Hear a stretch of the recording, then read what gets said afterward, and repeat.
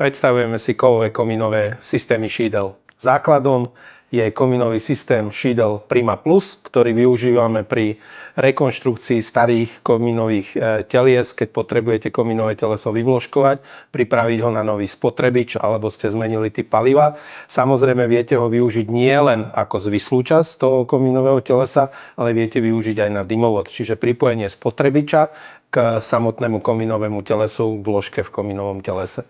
Ďalším komínovým systémom kovovým z našej ponuky je komínový systém šídel ICS s 25 alebo 50 mm izoláciou. Závisí od toho, že či dávate komínové teleso na fasádu alebo aj v interiéri. Pokiaľ ste v chladnejšej oblasti vo vyššej nadmorskej výške, tak samozrejme 50 je tým ideálnym kandidátom, čiže 50 mm hrúbka.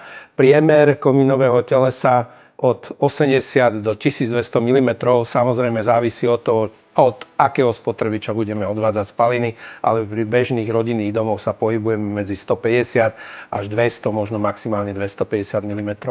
Kto to nemá rád lesklé, tak máme samozrejme v ponuke matnú variantu, čiže šídel MF, kovové komínové teleso, takisto s hrúbkou 25 alebo 50 mm. A potom najpopulárnejšia varianta kovového komínového systému šídel Permeter, 25 alebo 50 mm izolácia, k dispozícii až do priemeru 300 mm. A súčasťou komínového telesa, to čo my určite odporúčame, sú bezpečné prestupové alebo prechodové prvky pre požiarne bezpečné napojenie izolačných vrstiev strechy.